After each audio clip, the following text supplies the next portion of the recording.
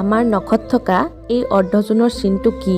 কেতিয়াবা আমাৰ দেহৰ অংগবোৰ দেখিলে আচৰিত লাগে যে সৃষ্টিকৰ্তাই আমাক কিদৰে সৃষ্টি কৰিলে। হাতৰ ৰেখাই মানুহৰ ভৱিষ্যতৰ বিষয়ে কয়। মানুহৰ আঙুলি দেখি ব্যক্তিত্বৰ বিষয়ে ক'ব পাৰি। আমাৰ নখৰ তলৰ ভাগত ভালদৰে চালে দেখা যায় যে তাত এটা আধাজোনৰ দৰে চিন আছে। এই অংশ বগা ৰঙৰ হয়। আপুনি কেতিয়াবা ভাবিছেনে এই চিন মানুহৰ নখত কিয় পোৱা যায়? আধাজোনৰ দৰে দেখা পোৱা এই চিনটো নখৰ এটা গুৰুত্বপূৰ্ণ অংশ। নখৰ তলৰ অংশত এই চিনটো পোৱা যায়, যিটো নখৰ বাকীবোৰ অংশতকৈ বগা দেখা যায়। এই আধাজোনৰ দৰে অংশটোক লেটিন ভাষাত ইয়াক লুনুলা বুলি কোৱা হয়। এই লুনুলা কেৱল এটা চিন নহয়, ই আপোনাৰ স্বাস্থ্যৰ বিষয়েও বহুত কথা কয়। যদি আপোনাৰ 10টা আঙুলিৰ ভিতৰত 8টা আঙুলিতে এই আধাজোনৰ চিনটো আছে, তেন্তে আপুনি সুস্বাস্থ্যৰ অধিকাৰী বুলি গম পোৱা যায়। আৰু তেতিয়া আপুনি স্বাস্থ্যৰ বিষয়ে চিন্তা কৰিব নালাগে।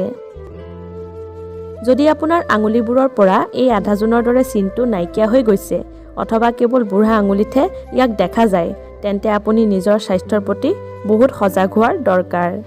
এনেহ'লে আপোনাৰ স্বাস্থ্যৰ সোনকালেই কিবা অৱনতি ঘটিব আৰু আপুনি সোনকালেই বেমাৰত পৰিব।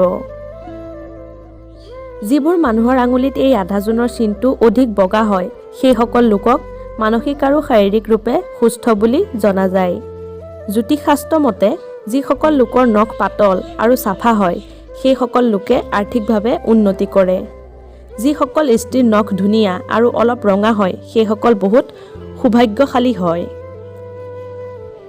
যিসকল পুৰুষৰ নখ গোল হয়, সেইসকল পুৰুষে সফলতাৰ নতুন শীৰ্ষত উপনীত হয়। যিসকলৰ নখ চুটি হয়, তেওঁলোকৰ গলৰ সম্বন্ধীয় ৰোগ হোৱাৰ সম্ভাৱনা থাকে। চুটি আৰু হালধীয়া ৰঙৰ নখৰ ব্যক্তি এলেহুৱা বুলি ধৰা হয়। যিসকলৰ নখ গোলাকাৰ হয়, তেওঁলোকে যিকোনো নিৰ্ণয় সোনকালে লয় আৰু সক্ৰিয় হৈ থাকে। পাতল আৰু দীঘল নখৰ গৰাকীয়ে সোনকালে নিৰ্ণয় ল'ব নোৱাৰে আৰু এই প্ৰবৃত্তিৰ বাবে তেনে ব্যক্তিয়ে বহুত লোকচানৰ সন্মুখীন হ'ব লগা হয়। এনে ব্যক্তি নিচাসক্ত হয় আৰু এনে ব্যক্তিৰ ঘৰৰ পৰিয়ালৰ মানুহে তেওঁলোকৰ কামবোৰৰ পৰা বহুত অশান্তি পায়।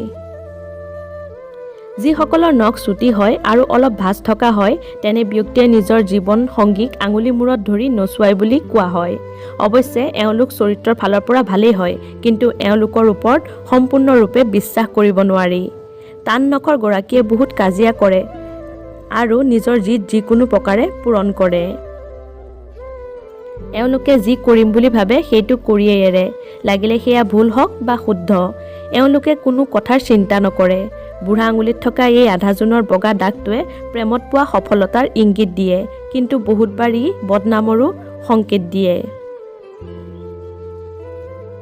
বহুত মানুহৰ নখ চাফা হয় আৰু নখত কিছুমান বগা দাগ দেখা যায় আৰু কেতিয়াবা ই সম্পূৰ্ণ বগা হৈ পৰে। নখৰ এই বগা ৰঙে লিভাৰ আৰু হৃদপিণ্ডৰ ৰোগৰ সংকেত দিয়ে। বাহিৰলৈ ওলোৱা নখে কলিজাত হোৱা বিষ আৰু হৃদয়ৰ অতিৰিক্ত সমস্যাৰ সংকেত দিয়ে।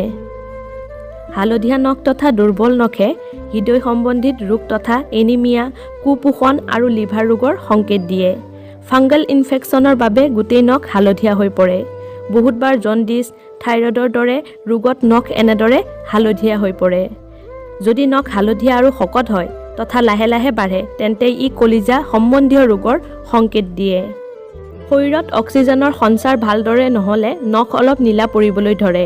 নখৰ এই নীলা ৰঙে নিউমোনিয়া তথা হৃদয়ৰ ৰোগৰ প্ৰতিও সংকেত দিয়ে।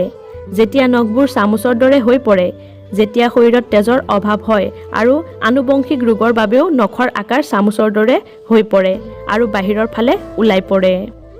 নখত থকা গভীৰ ৰঙা ৰঙে উচ্চ ৰক্তচাপৰ সংকেত দিয়ে আৰু জামুনি ৰঙৰ নখে নিম্ন ৰক্তচাপৰ সংকেত দিয়ে। আধা বগা আৰু আধা গুলপীয়া ৰঙৰ নখে চিৰচিছ অৰ্থাৎ কলিজা বিকল হোৱাৰ সংকেত দিয়ে।